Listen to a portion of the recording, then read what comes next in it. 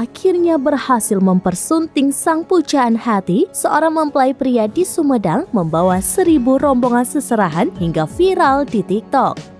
Pernikahan yang dilangsungkan secara meriah tersebut bahkan sampai dinobatkan sebagai rombongan pengantin terpanjang di dunia.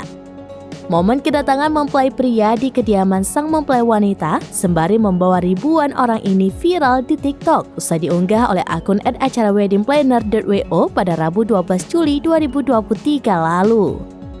Dalam unggahan tersebut tampak mempelai pria yang baru saja tiba dengan didampingi oleh kedua orang tuanya. Layaknya pengantin pada umumnya, mempelai pria tersebut juga membawa beragam seserahan yang nantinya akan diberikan pada sang wanita.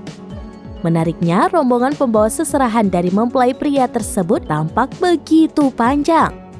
Pihak wedding organizer menyebut rombongan pembawa seserahan tersebut diperkirakan berjumlah 1.000 orang. Bahkan saking panjangnya, rombongan tersebut sampai disebut sebagai pernikahan terpanjang di dunia.